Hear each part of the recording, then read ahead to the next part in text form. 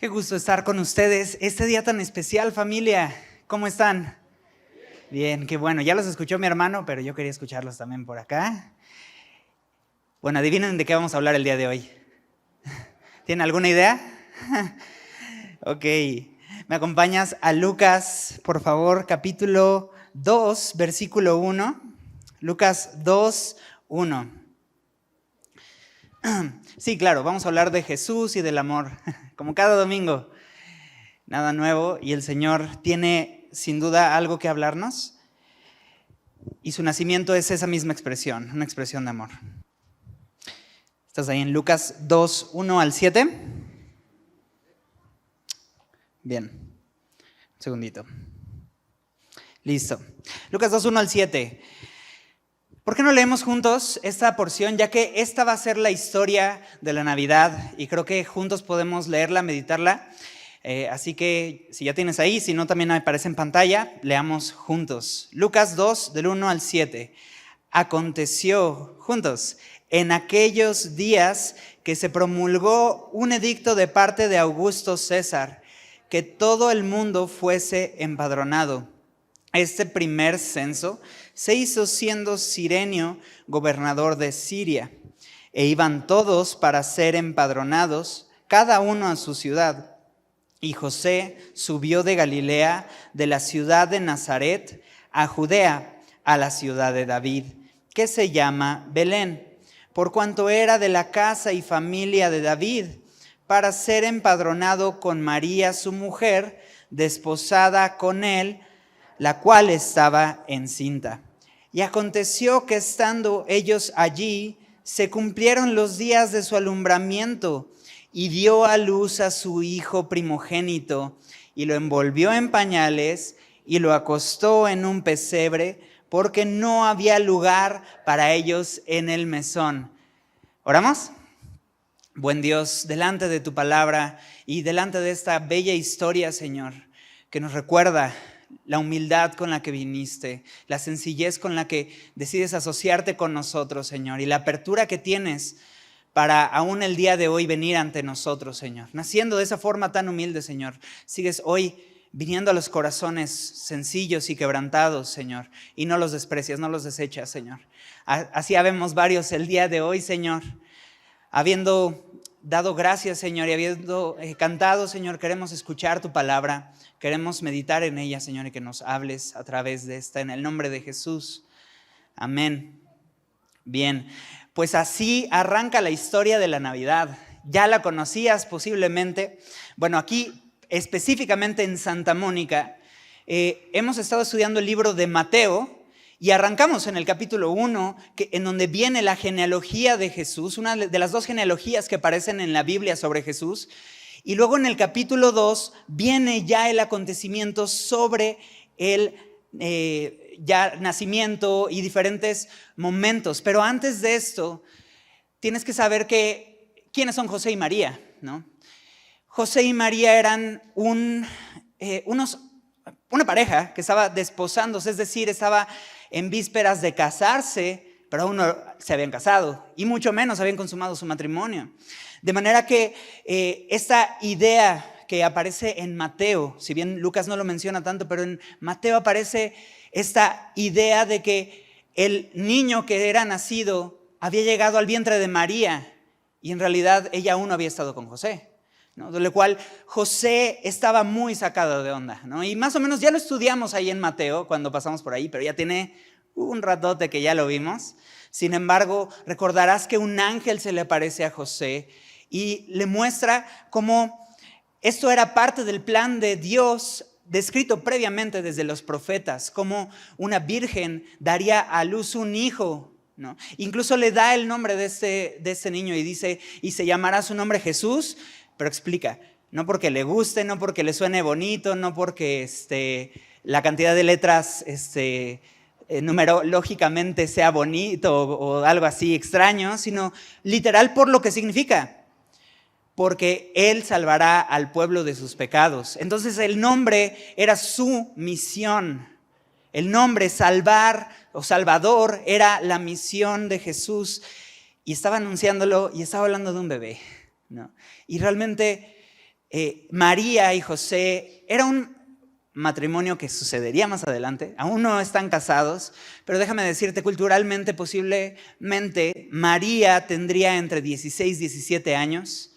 Es una madre muy joven, sin embargo muy común en esa época y en esa cultura. No. José sería mayor seguramente a esto, de manera que te pone a pensar, ¿no? Que el Señor, Dios Todopoderoso, Creador del cielo y la tierra, haya puesto a su hijo en las manos de una jovencita que posiblemente si fuera nuestra hija ni le permitiríamos el permiso para conducir, ¿no? Entonces realmente es increíble ver cómo el Señor hace muchas cosas que no entendemos. Y dentro de eso sale esta historia de Lucas capítulo 2, ¿no?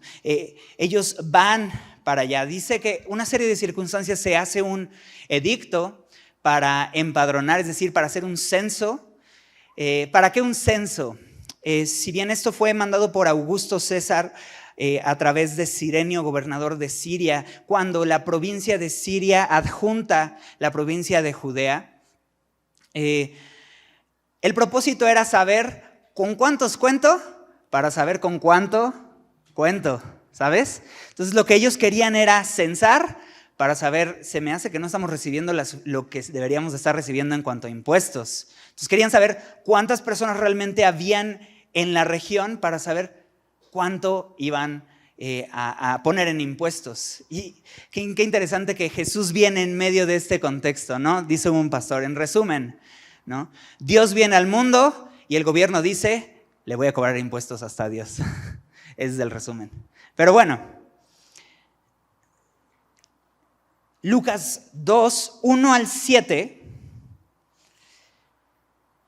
es la historia de la Navidad. Más adelante van a aparecer unos pastores. Los pastores no son de iglesia, sino eso, otra vez, son hombres que cuidaban de las ovejas, a veces ajenas, a veces propias, ¿no? Su profesión simplemente era cuidar ovejas, pero ellos no tenían muy buena reputación, ni eran hombres de gran estima entre el pueblo, mucho menos eran de como de gran estatus social. Eran simples pastores cuyo trabajo era de los más humildes que podían existir. Incluso se menciona que culturalmente los pastores en esa época eran mal vistos porque tenían vicios muchas veces, ¿no? Al trabajar de noche, eran muy flojos, holgazanes, no podías confiar en ellos, eran chismosos, eran el pueblo, ¿sabes?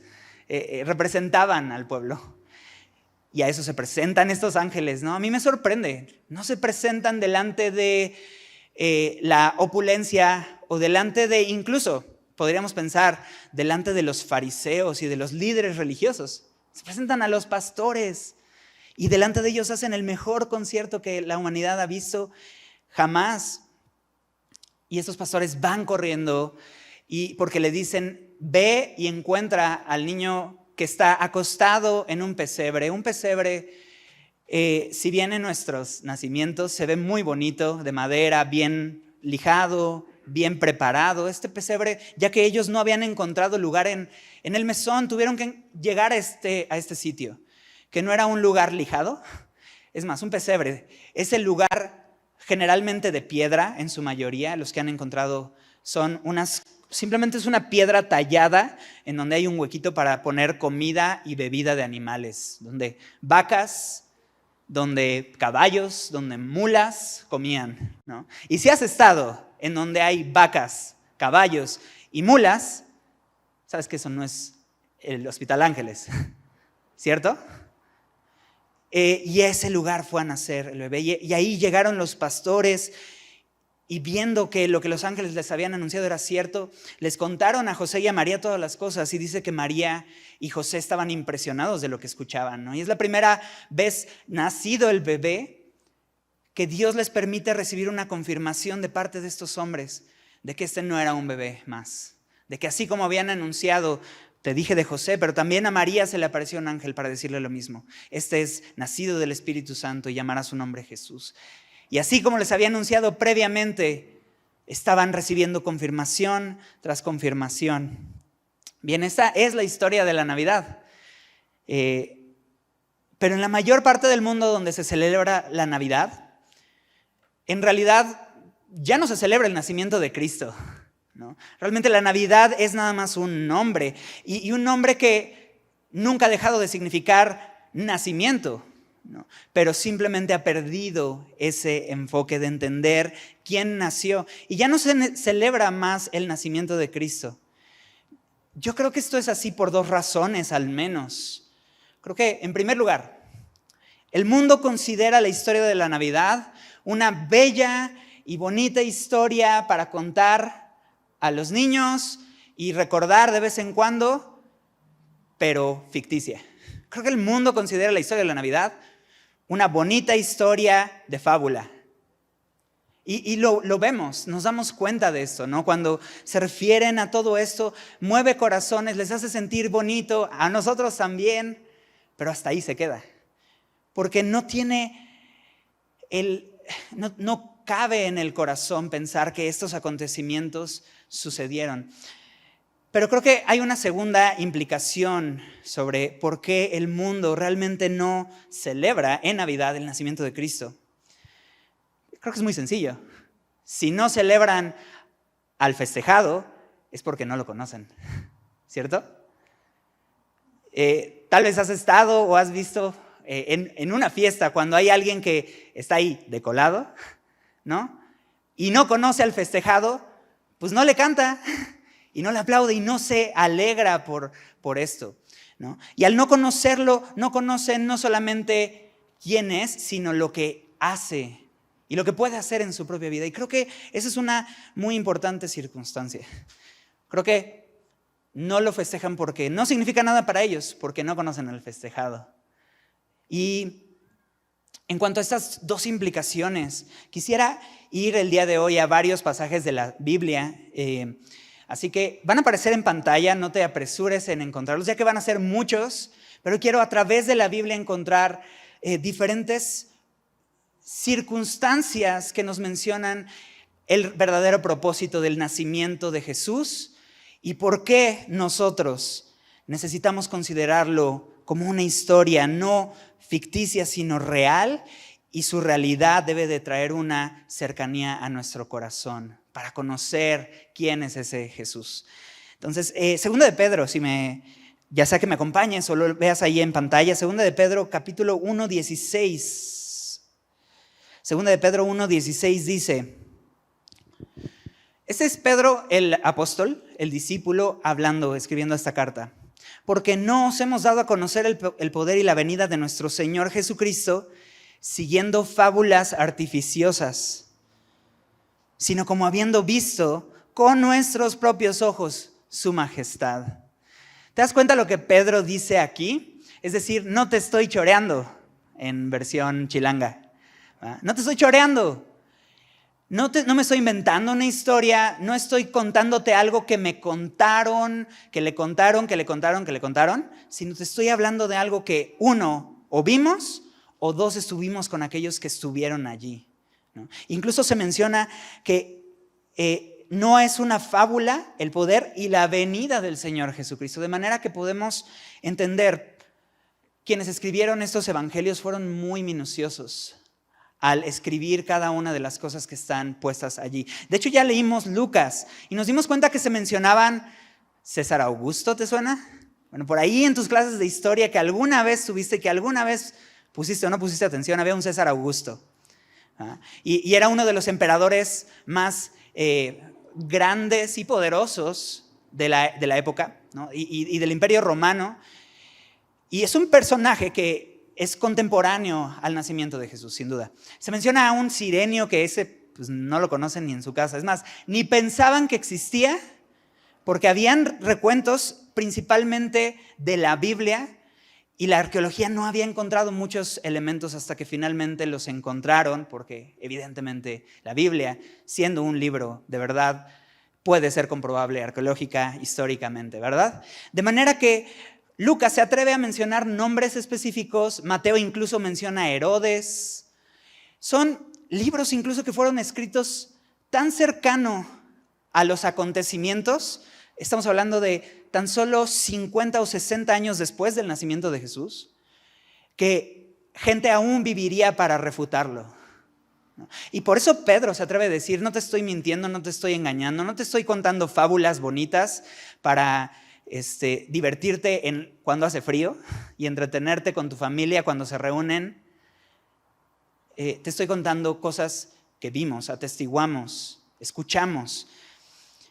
De manera que la historia puede ser fidedigna. Podemos confiar en esta, porque sabemos que quienes lo escribieron fueron testigos directos o hablaron directo con los testigos oculares. Por lo tanto, la historia es confiable. Y si la historia es confiable, podemos confiar que las implicaciones que tiene este milagroso nacimiento también son ciertas. ¿Qué implica el nacimiento de Jesús? ¿Me acompañas a ver unas profecías en el Antiguo Testamento que hablaban sobre el nacimiento de Jesús?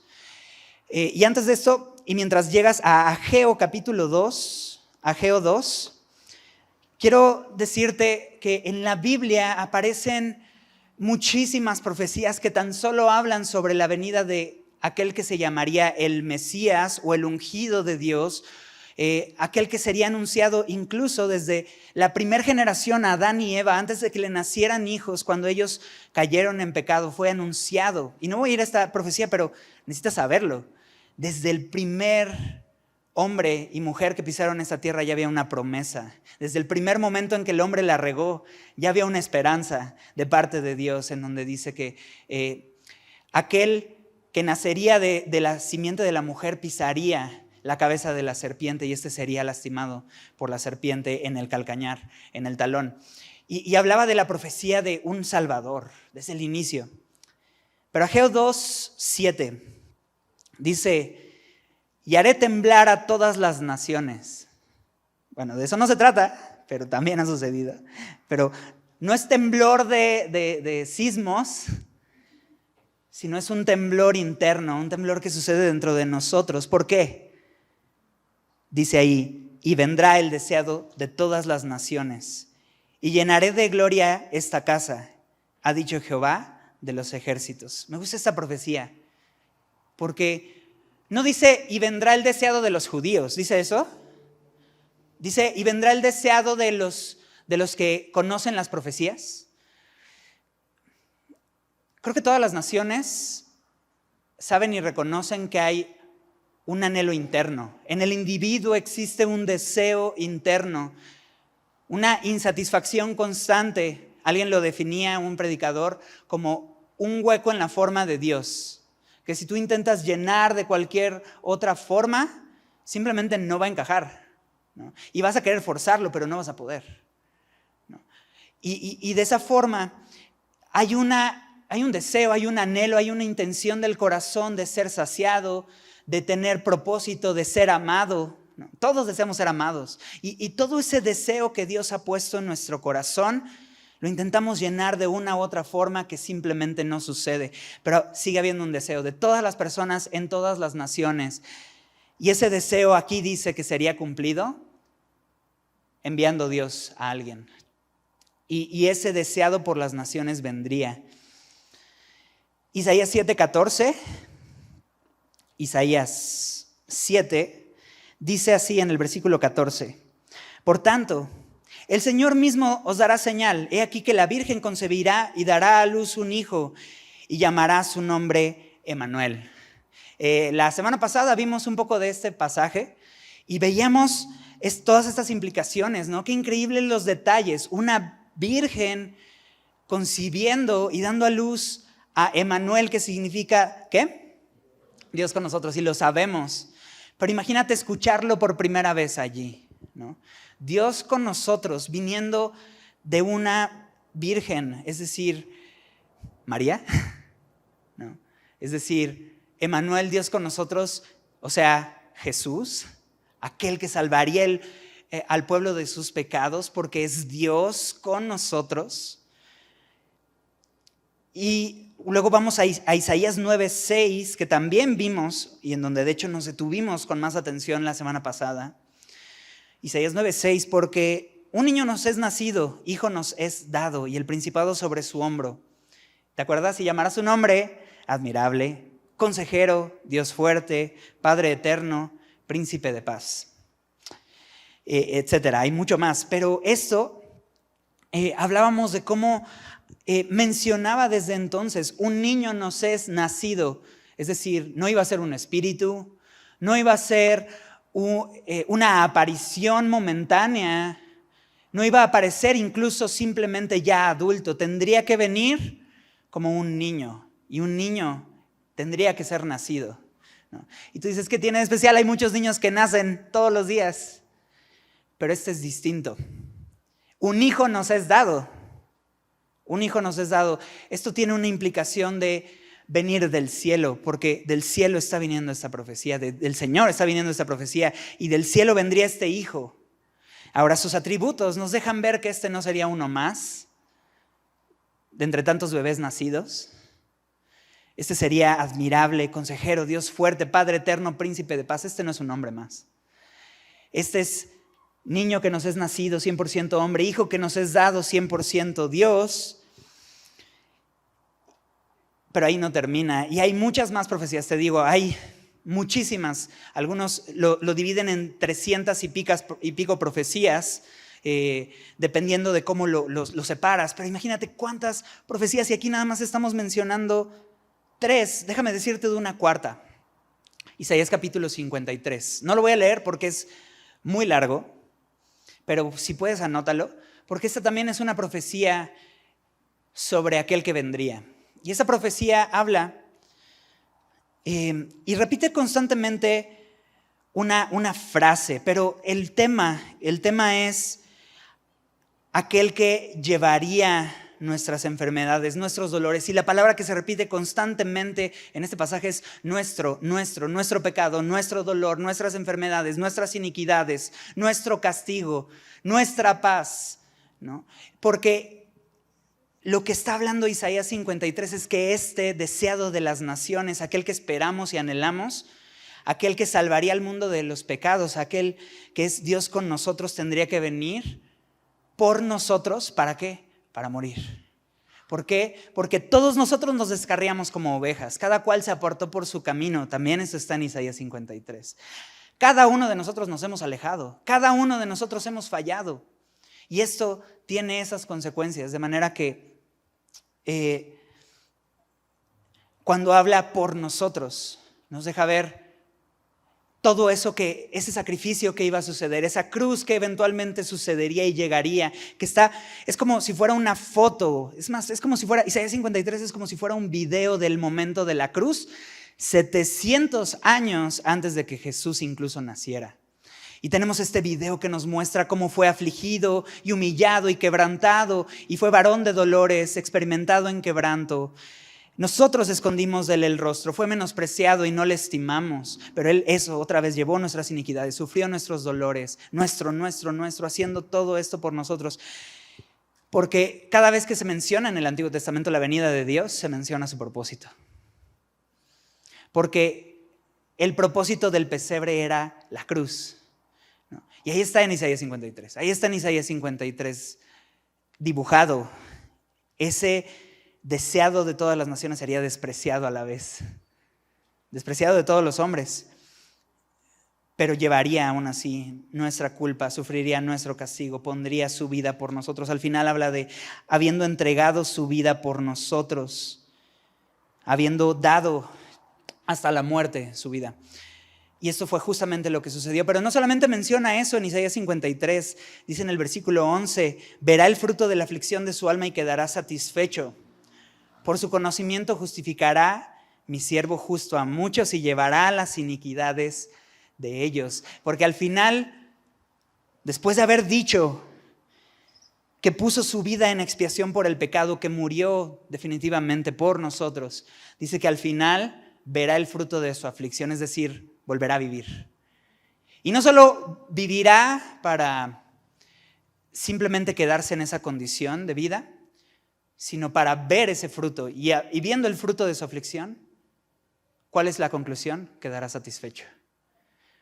Porque Él salvó, porque Él libró a aquellos que no podrían hacerlo. Entonces te das cuenta, todos estos son anuncios previos. Y otra vez, ¿cuántas profecías vimos? Solo 4. Estamos hablando de cientos de profecías mesiánicas en el Antiguo Testamento. Te mencionaba, antes de que Jesús naciera, podríamos decir que hubieron ciertas profecías inmediatas antes de parte del ángel que se aparece a José en Mateo 1. Le dice que él salvaría al pueblo de sus pecados en Mateo 1:21. Y a María, en Lucas 1:31 al 33, le menciona que este sería un hijo que le sería dado por medio del Espíritu Santo. Pero no solamente sería hijo de María. Lo mencionan aquí en Lucas 1:31 al 33 como hijo del Altísimo. Y no creo que José haya sido tan alto. No creo que se refiera a José. Cuando se refiere a hijo del Altísimo, está usando un término, de hecho, que se usa en el Antiguo Testamento para referirse, adivina, ¿a quién? A Dios. Es decir, hijo del Altísimo igual a hijo de Dios. De manera que le menciona así, este va a ser tu hijo y tú vas a dar a luz a este hijo, pero será hijo de Dios y es hijo de Dios. Me encanta porque también le dice lo siguiente, cuyo reino no tendrá fin. Y me hace pensar en algo. El pueblo judío, de donde vienen ellos, María, José, el pueblo judío había tenido muchos reyes a lo largo de su historia. Tanto el pueblo de Judá como el pueblo de Israel, que conforman la nación de los judíos, habían tenido infinidad de reyes que se levantaban, pero muy lamentablemente la mayoría de estos reyes eran reyes malos, malvados, perversos, que incluso Dios dice que Él aborrecía las acciones que ellos hacían, porque no solamente pecaban, sino que hacían pecar al pueblo. Porque buscaban su propio beneficio, porque se alejaban de Dios, porque simplemente llevaban al pueblo a pecar para conveniencia propia. Nada nuevo debajo del sol, ¿no? Pero lo que vemos es que cuando por fin se levantaban reyes decentes, reyes más o menos buenos, era como un vaso de agua en el desierto. Pasaban unos años, todos estaban bien contentos, pero ¿sabes qué sucedía? Tarde o temprano, su reino, ¿qué pasaba? Se acababa, ¿cierto? Se terminaba. Durara 20 años, durara 25, 30, 40 años, pero llegaba a un fin. Y cuando veían a un rey justo, deseaban que este rey permaneciera, porque ¿qué garantía tendrían de lo que vendría después? ¿No? Y siempre que sucede algo bueno, nada más estás esperando, ¿no? A ver cuándo se acaba. Y así estaban ellos, ¿no? A ver cuándo se acaba. Y sí, y a la vez no era perfecto, siempre había un sentido de, es bueno, pero falta, es bueno, pero falta. Pero aquí está hablando de el Hijo del Altísimo, enviado por Dios, cuyo reino, ¿qué? No tendría fin. Qué diferencia, ¿verdad? ¿Y a quién se lo anunció? A María, una chica adolescente que tendría que creer la palabra del Señor. Más adelante de lo que ya leímos, en Lucas capítulo 2, versículo 25 al 38, si puedes, anótalo. Lucas 2, 25 al 38. Lo voy a leer. Cuando llegó el tiempo en el que, pasados 8 días, los judíos tenían la tradición de, al haber nacido el bebé, pasados 8 días, iban a presentar al bebé en el templo, presentando sacrificios de agradecimiento y ofrendas de consagración a Dios. Y María y José simplemente van a cumplir con las tradiciones judías. Pero aún ellos, haciendo lo que todo mundo hacía, se encontraron con otra vez una confirmación más de parte de Dios que ese bebé de 8 días tan solo no sería un bebé más. Dice aquí que había en Jerusalén un hombre llamado Simeón, versículo 25, y este hombre justo y piadoso esperaba la consolación de Israel, es decir, la esperanza de Israel o al Mesías, que es ese consolador. Y esperando la consolación de Israel, y el Espíritu Santo estaba sobre él, y le había sido revelado por el Espíritu Santo que no vería la muerte antes que viese al ungido del Señor, que sería justamente el cumplimiento de esa consolación. Y movido por el Espíritu vino al templo, y cuando los padres del niño Jesús lo trajeron al templo para hacer por él conforme al rito de la ley, es decir, cuando simplemente fueron a cumplir, ¿no? Casi a a hacerlo del acta de nacimiento, ¿no? El equivalente, sucede que este hombre, qué loco, lo tomó en sus brazos y bendijo a Dios diciendo, chécate, ahora Señor despides a tu siervo en paz conforme a tu palabra, porque han visto mis ojos tu salvación, la cual has preparado en presencia de todos los pueblos, luz para revelación a los gentiles y gloria de tu pueblo Israel. Esa es la palabra que dice este hombre al haber tomado al bebé y decir esto. Habla de la salvación, palabra que ya había escuchado María y José. Habla de una revelación a los gentiles y gloria del pueblo de Israel que ya había sido anunciado por el profeta Isaías previamente. Simplemente está diciendo lo que habíamos esperado, el anhelo de todas las naciones está delante de mí, lo estoy cargando. Y este anciano dice, estoy listo para partir, porque había recibido esta promesa. Pero ahí no termina, dice en el versículo 33, y José y su madre estaban maravillados de todo lo que se decía de él. O sea, no tenían ni idea de lo que estaba sucediendo. Otra vez, asombrados con lo que los pastores decían, asombrados con lo que este ancianito está diciendo, porque no se trata de ellos. Dios está maravillándolos vez tras vez. Y dice que los bendijo Simeón y dijo a su madre María aquí, y dice unas palabras fuertes.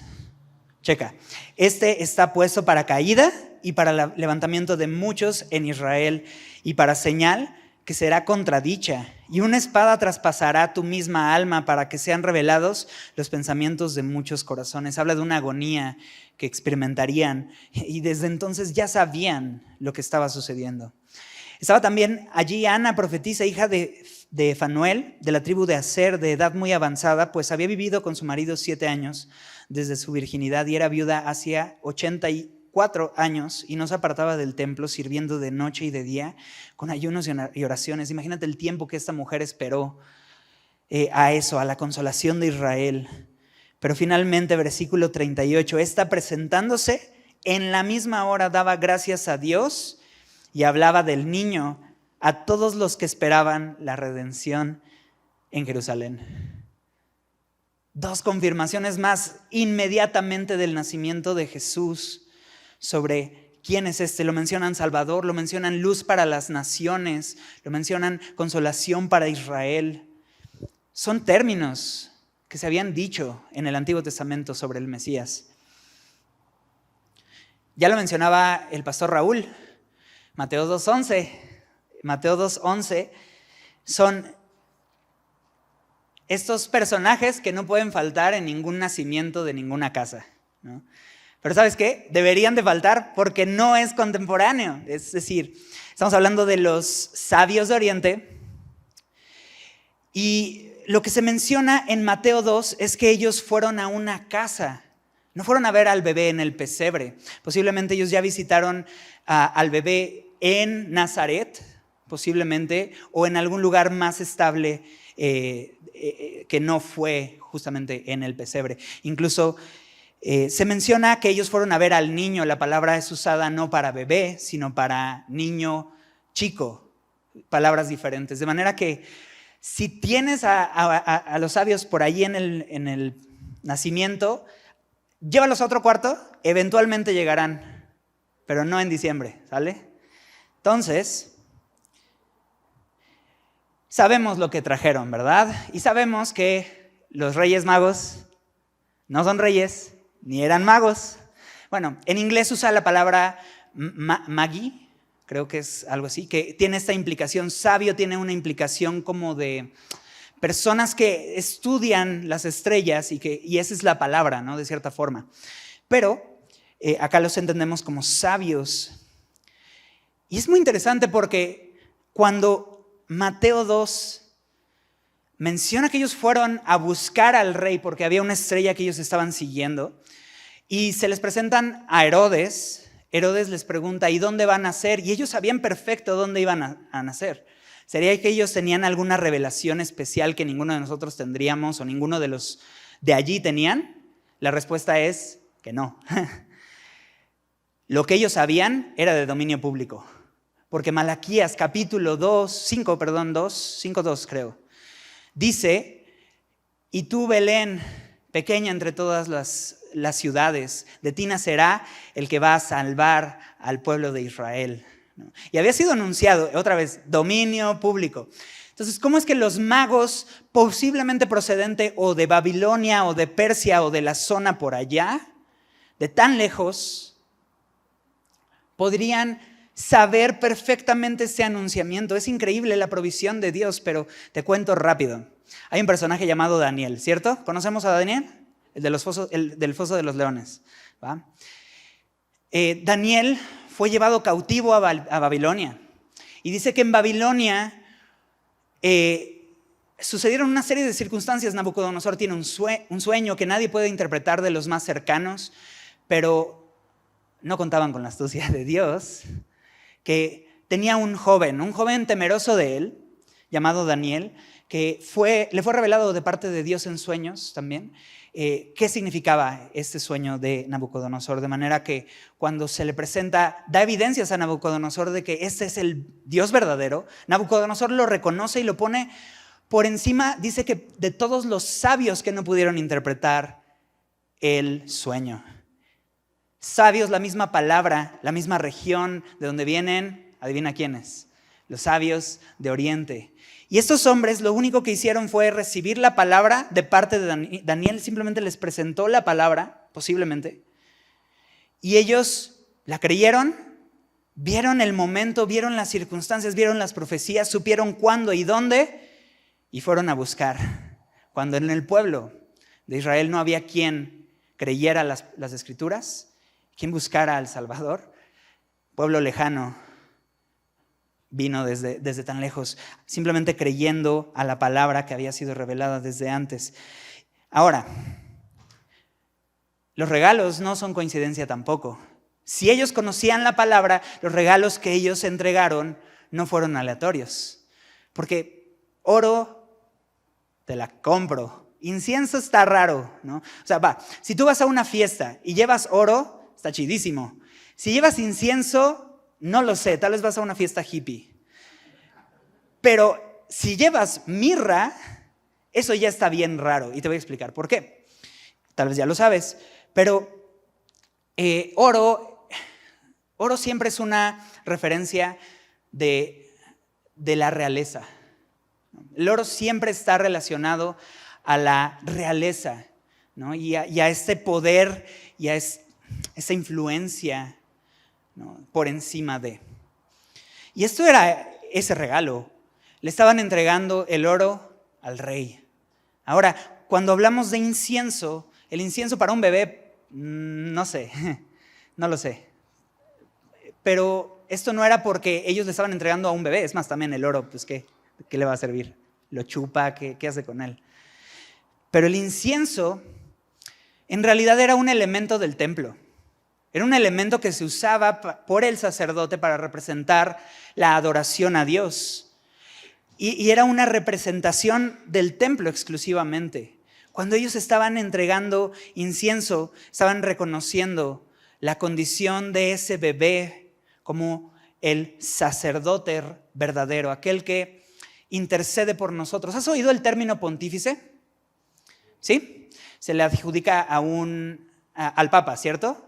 Bueno, pontífice en realidad es una expresión que implica hacer un puente, ¿no? ¿Un puente para qué? Un puente entre Dios y los hombres. Y le hemos adjudicado esa hazaña y capacidad a hombres a lo largo de la historia.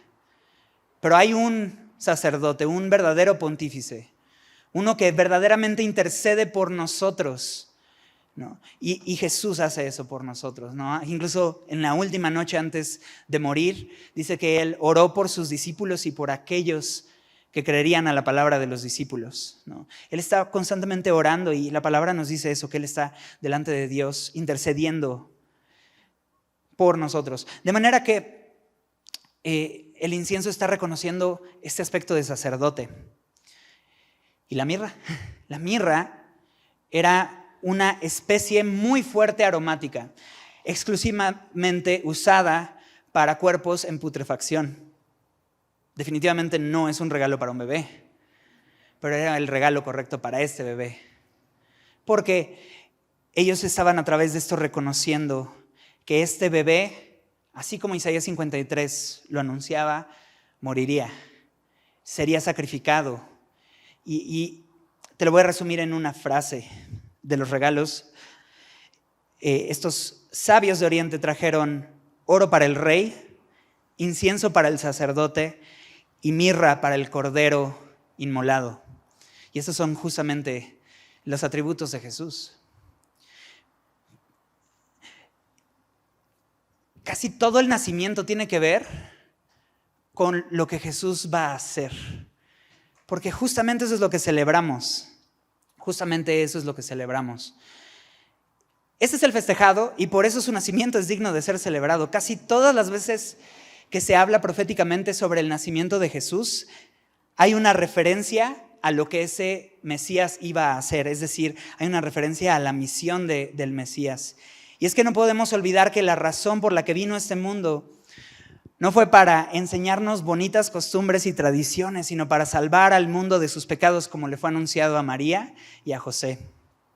Y por eso celebramos Navidad, por eso celebramos este nacimiento, sea cuando sea. Si lo celebramos el 24, pues está chido, en México, 25 en muchos lados. En otros lados, ¿sabías que se celebra el 6 de enero? Qué interesante. Yo apenas lo descubrí. De hecho, por eras se celebraba el 6 de enero. Celebrémoslo cuando sea. El Señor ha nacido y es el Salvador del mundo. Y Él vino a cumplir cada una de las profecías hechas por Él. Ahora,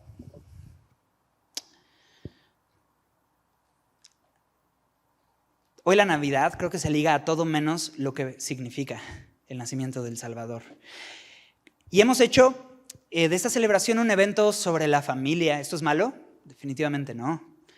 Pero también sobre memorias. ¿Esto es malo? Tampoco, ¿no? Las memorias son buenas y son necesarias. El Señor nos dio este tiempo para poder disfrutar y celebrar y recordar y anhelar también. Y también regalos. ¿Son malos los regalos? Tampoco. Sin duda, nada de eso es malo. Pero perder el significado de la Navidad para dárselo a la familia es quedarnos cortos. Para dárselo a las bonitas memorias es quedarnos cortos, o a los regalos. Sobre todo porque no siempre va a estar allí la familia. Y tal vez algunos de ustedes lo han estado experimentando. Porque no siempre la Navidad, aparte, son bonitos recuerdos. Y porque regalos no siempre llegan o no siempre podemos darlos. Creo que hay gozo en tanto recibirlos, también hay un gozo increíble en darlos, ¿no? Y te sientes súper satisfecho al ver el gozo que esto puede traer. Pero a veces no siempre hay eso y no siempre llega. Por eso pienso que limitar la Navidad hacia estos elementos es quedarse corto. Pero ¿sabes qué hace Dios? Dios redime cada uno de estos. ¿Y será que sin familia, sin bellos recuerdos, sin felicidad y sin regalos puede aún haber Navidad? Creo que sí. De hecho, creo que para eso es la Navidad, ¿cierto? Creo que para eso es la Navidad. Creo que eso de Emmanuel, Dios con nosotros, cumple el propósito por el cual estamos necesitados. Por eso Él es el anhelo de todas las naciones. Porque aún hay insatisfacción, porque aún hay dolor, porque aún hay sufrimiento, porque aún hay consecuencias de nuestros propios pecados incluso. De manera que Jesús le da un nuevo sentido a cada uno de estos elementos que hoy se glorifican de la Navidad. Pero no todos pueden siempre gozar de esto. Y eso es lo increíble de Jesús. Él puede darte una familia, Él puede darte recuerdos y Él puede darte regalos que no dependen de tu circunstancia. Y déjame, brevemente hablo de esto. Familia. Efesios 1:5. Efesios 1:5. Dice, en amor, habiéndonos predestinados para ser adoptados, hijos suyos por medio de Jesucristo, según el puro afecto de su voluntad. Déjame decirte algo. Él nos escogió porque quiso, porque eso significa según el puro afecto de su voluntad, simplemente porque así lo deseó Él te escogió y Él te amó y Él te adoptó. Ahora, ¿cómo es que Él nos adopta? Juan 1:12. Te digo, vamos a esgrima bíblico. Juan 1:12 dice: mas a todos los que le recibieron, a los que creen en su nombre, les dio el derecho o la potestad de ser hechos hijos de Dios. Esto es decir, lo pone en un elemento que no depende de nuestras capacidades, sino de nuestra fe. Nuestra fe es lo único que Dios nos pide para poder ser parte de la familia de Él, creerle al Señor. Creer no solamente que Él existe, sino creerle a Él, creer lo que Él dice. Así como los magos creyeron la palabra del Señor y estaban listos para venir en el momento y en el lugar correcto, así también nosotros creerle al Señor para estar listos a lo que Él dice y cuando Él dice, ¿no? Es creerle al Señor. De manera que pensamos, pues Dios me escogió porque yo de cierta forma soy cercano a Él, ¿no? O sea, pues le busco, le conozco, le consideraba. Antes, aún de ser cristiano, yo ya oraba a Diosito y todo eso. Podrías pensar, pues Dios me escogió porque yo estaba cercano. Pero Romanos 9:25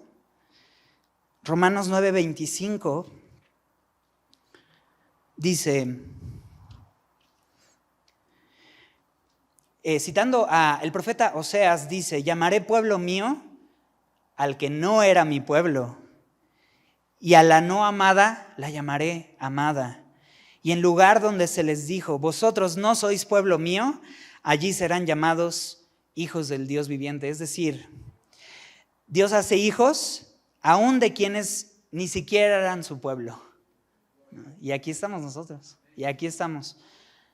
De manera que nos damos cuenta, el Señor nos ha puesto en una familia para que en Efesios 4:6 diga: un Dios y Padre de todos, sobre todos y en todos. Y si somos una familia es porque tenemos el mismo Padre, un Dios de todos, sobre todos y por todos, ¿no? Y en todos. Y esto es increíble. Si bien no todos están acompañados de familia en este tiempo, todos los que estén dispuestos, simplemente pongan su fe en el Señor, tienen en automático un Padre fiel. Tienen en automático una compañía segura. Él nos hace parte de una familia, la familia de Dios también, donde tenemos eso, el mismo Padre, y es el mejor Padre que puede haber. En cuanto a recuerdos, creo que no todos otra vez van a poder recordar momentos de gozo en estas fechas. A veces hay consecuencias de malas decisiones, hay personas que ya no están, memorias dolorosas de estos tiempos o de tiempos cercanos, presente complicado. Pero Dios también quiere hablarnos el día de hoy sobre esto. En el Salmo 103, versículo 2. Ahí sí me gustaría que lo leyéramos, si puedes acompañarme. Salmo 103, versículo 2.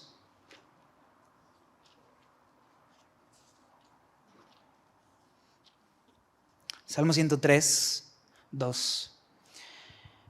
Dice: bendice, alma mía, a Jehová, y no olvides ninguno de sus beneficios. Vamos a leer hasta el 7, ¿sale? Él es quien perdona todas tus iniquidades, el que sana todas tus dolencias, el que rescata del hoyo tu vida, el que te corona de favores y misericordias, el que sacia de bien tu boca, de modo que te rejuvenezcas como el águila. Jehová es el que hace justicia y derecho a todos los que padecen violencia. Sus caminos notificó a Moisés, y a los hijos de Israel sus obras. ¿Por qué voy acá? Porque otra vez a veces hay recuerdos de nuestras iniquidades, versículo 3, de nuestros pecados, y eso nos asedia. Pero ¿sabes qué también hay? Para nuestras iniquidades hay perdón. A veces hay dolencias en nuestro corazón, y ¿sabes qué también hay? Sanidad. A veces hay estar en el hoyo, ¿sabes? Pero también el Señor trae rescate. Hay misericordia y favor. Hay bien para nuestra boca. Hay aún juventud y fortaleza en Él. Me encanta el versículo 6 incluso, que menciona el que hace justicia y derecho a los que padecen violencia. Y algunos están afligidos en estos tiempos porque han padecido violencia, porque han sufrido de alguna forma, pero también hay justicia. Por eso es Navidad, porque necesitamos, porque quienes somos pecadores dolidos, que rogamos y clamamos por misericordia, que necesitamos justicia en este mundo. Y el Señor trae todo eso. Por eso no podemos olvidar sus beneficios. No olvides ninguno de sus beneficios. Entonces, hoy puedes hacerlo. Hoy puedes recordar qué ha hecho en tu vida. Tal vez medita en una cosa, medita en algo que el Señor ha hecho en tu vida, que hoy le dé sentido, que hoy te permita caminar hacia adelante. Que hoy, aunque sea bonito o no bonito, puedas poner tu esperanza en Jesús, poner esa esperanza. Porque Isaías 43, 18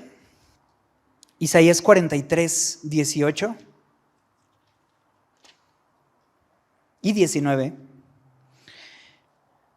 dice así: no os acordéis de las cosas pasadas, ni traigáis a la memoria las cosas antiguas. He aquí que yo hago cosa nueva, pronto saldrá a la luz, ¿no la conoceréis? Otra vez abriré camino en el desierto y ríos en la soledad. ¿Te das cuenta que nos dice primero, recuerda los beneficios del Señor, pero también nos dice, y olvida lo que quedó atrás? ¿Te das cuenta? ¿Por qué? Porque dice que Él hace nuevas cosas, que tal vez hoy no comprendemos, pero lo entenderemos eventualmente. Y el Señor hace nuevas, ¿qué? ¿Cuántas? Todas las cosas. Segunda de Corintios 5:17. Segunda de Corintios 5:17. ¿Lo conoces? ¿Lo has memorizado? De modo que si alguno está en Cristo, nueva criatura es. Las cosas viejas pasaron. He aquí, todas son hechas nuevas. Y eso nos lleva a dejar atrás aquello que nos detiene y dejar que el Señor haga algo nuevo, ¿no?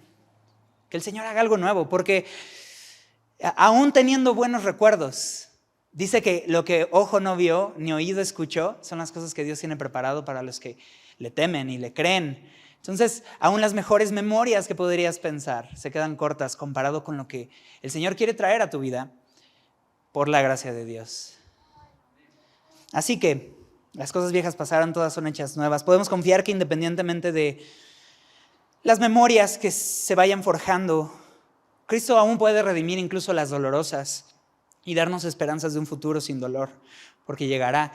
Esto de nueva creación regresa a este tema en Apocalipsis capítulo 22, cuando dice que he aquí vio un nuevo cielo y una nueva tierra, porque el cielo y la tierra viejos pasaron, ¿no? Y dice que en esa nueva circunstancia ya no había más dolor, ni más llanto, ni más sufrimiento.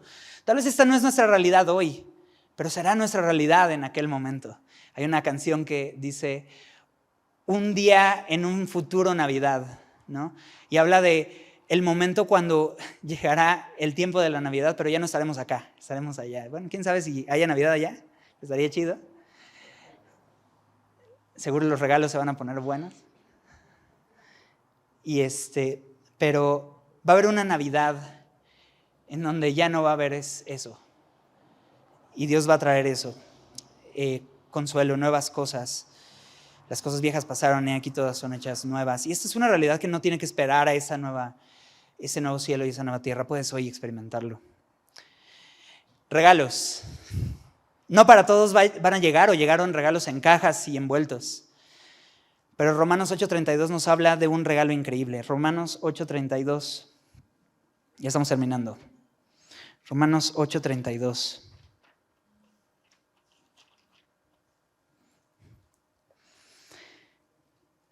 El que no escatimó ni a su propio Hijo, sino que lo entregó por todos nosotros, ¿cómo no nos dará también con Él todas las cosas? ¿Sabes qué? Dios no se guardó que eso significa no escatimar? ¿Sabes que Dios no se guardó? El mejor regalo posible. Tú pensarías, pues el mejor regalo, y seguro ya tienes algo en mente. No, pues el mejor regalo es esto o aquello. Algunos podrían pensar, no, pues el mejor regalo es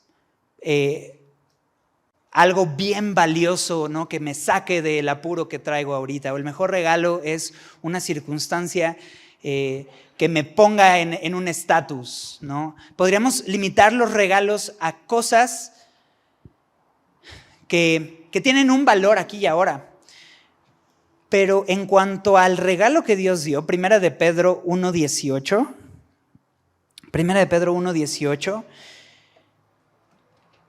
nos habla de qué valor tiene ese regalo. Dice, sabiendo que fuisteis rescatados de vuestra vieja manera o vana manera de vivir, la cual recibisteis de vuestros padres, no con cosas corruptibles, es decir, Dios nos salvó no con cosas que se corrompen y que se echan a perder y que pierden su valor, como oro o plata, sino con la sangre preciosa de Cristo, como de un cordero sin mancha y sin contaminación. ¿Te diste cuenta el valor que le dio al oro y a la plata comparado a la sangre de Cristo? Dijo, pues cosas que se echan a perder como el oro y como la plata. Imagínate recibir en un regalo oro y plata. Estaría chido, estaría bastante bien. Yo creo que sería un buen regalo. Pero aquí nos dice que la sangre de Cristo es más preciosa porque no se corrompe, porque permanece, porque es eterno, porque tiene un valor que no se acaba, que no se mueve de acuerdo a la fluctuación económica y a la oferta y demanda, ¿no? La demanda siempre está y siempre es valioso. De manera que, déjame hablarte de estos regalos que no vienen en envoltorio y terminamos con este versículo, el Salmo 145:14. Salmo 145:14. Ya vimos que Dios nos dio lo más valioso, mucho más que el oro y que la plata, porque este no es perecedero ni cambia con el tiempo. Pero también día a día creo que el Señor nos va dando regalos que podemos disfrutar y aún hoy los podemos disfrutar. Y estamos en el Salmo 145:14-17 y dice, sostiene Jehová a todos los que caen y levanta a todos los oprimidos. Los ojos de todos esperan en ti y tú les das su comida a su tiempo. Habla de la provisión emocional que Dios nos da, la provisión económica y el sustento, aún de la misma comida que el Señor trae. Pero continúa diciendo, 19. Estamos en el 145, 14-17, perdón. Los ojos de todos esperan en ti y tú les das su comida a su tiempo. Versículo 16, abres tu mano y colmas de bendición a todo ser viviente. Justo es Jehová en todos sus caminos y misericordioso en todas sus obras. Increíble. O el versículo 8, clemente y misericordioso es Jehová, lento para la ira y grande en misericordia. Bueno es Jehová para con todos y sus misericordias sobre todas sus obras. El Señor es bueno y hoy podemos darnos cuenta de regalos que Él ya tiene dispuestos para nosotros. La misma provisión, el mismo sustento, el mismo acompañamiento que Él nos da día a día, el consuelo que Él nos da. El hecho de saber que Él es Dios con nosotros, que Él no se aparta, aún a pesar de nosotros.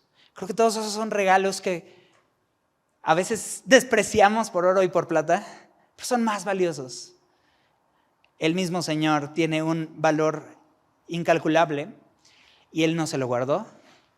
Por eso dice, ¿cómo no nos dará junto con Él todas las cosas? Créeme, el Señor va a proveer todo lo que necesitamos. Y en esta Navidad, que se trata de Cristo, Cristo puso delante de nosotros una familia y una amistad donde tenemos un Padre fiel que nos ofrece compañía cada día, con o sin una familia. Nueva perspectiva y memorias independientemente de las buenas o malas que hayamos tenido en el pasado. Y a Jesús mismo, quien se entregó a sí mismo por nosotros como el mayor regalo que podríamos recibir. Y oro y plata se quedan cortos. ¿Por qué no le damos gracias? Gracias, Dios. Lo que tú hiciste y entregaste y cumpliste al pie de la letra desde cada una de las profecías, Señor. Y aún habrán algunas, Señor, que quedan pendientes, pero como lo que vimos que sucedió, lo otro se cumplirá, Señor. Y sabemos que tú vendrás, Señor, y te celebramos a ti, Señor, y te damos gracias. Te pedimos, por favor, que nos des esa perspectiva de lo que tú haces en nuestra vida. Simplemente te damos gracias, Señor. Te pido, por favor, que nos permitas ver cómo tú eres ese Dios, Emmanuel, Dios con nosotros, aquel que has venido y has permanecido con cada uno de nosotros. Y te damos gracias por esto. En el nombre de Jesús. Amén.